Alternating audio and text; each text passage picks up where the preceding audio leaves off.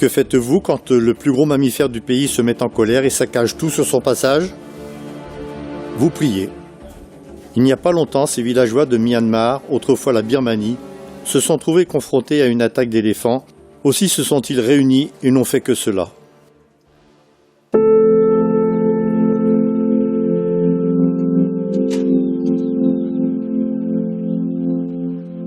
Ce petit village a à son service un pionnier de la mission globale. Ai Tieni a grandi dans ce village et le connaît bien. Sa famille a été l'une des seules familles adventistes de la région et a élevé Ai à s'adresser à Dieu, pour quelque raison que ce soit. Depuis son enfance, Ai rêvait de pouvoir recevoir une bonne éducation, mais il savait que c'était une requête bien grande pour un si petit village. Dieu a ouvert les portes pour que je puisse aller à l'école. Alors, je me suis donné à Dieu.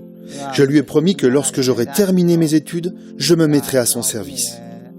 Après avoir reçu son diplôme, Ai désirait ardemment retourner dans son village. Il rêvait d'y créer et de veiller au développement d'un nouveau groupe de croyants.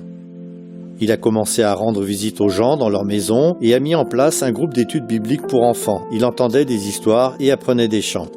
Avant longtemps, les gens se sont montrés curieux et ont ouvert leurs portes de sorte qu'il a pu parler de l'Évangile avec tout le village.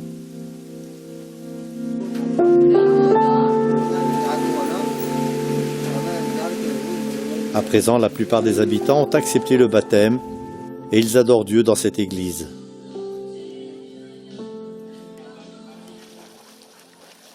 Il y a 2 saisons majeures au Myanmar, celle des pluies et la saison sèche. Au cours de la saison des pluies, les villageois plantent et récoltent du matin au soir. Le riz est la nourriture principale. Sans riz, la plupart des gens ont l'impression que leur repas n'est pas complet. Ils doivent récolter suffisamment de riz au cours de la saison des pluies pour en avoir durant la saison sèche. Quand les chaleurs de cette saison arrivent, la jungle perd de sa luxuriante verdure et les animaux commencent à se rapprocher des villages pour voir s'ils pourraient trouver quelque nourriture. La récolte peut être une période dangereuse quand les éléphants sauvages viennent prendre ce dont ils ont envie. Il n'y a pas longtemps, un éléphant affamé, en colère et à la recherche de nourriture est venu mettre tout en pièces à travers le village. Une fois, à la nuit tombante, un éléphant est venu au village. Mon village a l'habitude de pourchasser les éléphants et les faire partir. Aussi, nous avons chassé celui-ci jusque dans la jungle. Comme nous nous mettions à table, il est revenu. Nous avons crié et lui avons fait peur à nouveau. Mais cette fois, 2 éléphants sont venus et il n'était pas effrayé du tout. J'ai dû courir et monter dans un arbre pour me cacher. Je suis resté là toute la nuit.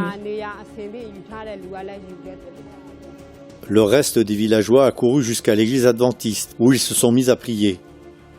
Dans le passé, plusieurs de leurs maisons avaient été détruites par les éléphants, mais aucun d'entre eux n'avait jamais touché à l'église adventiste, et les villageois croyaient que Dieu les protégerait à nouveau.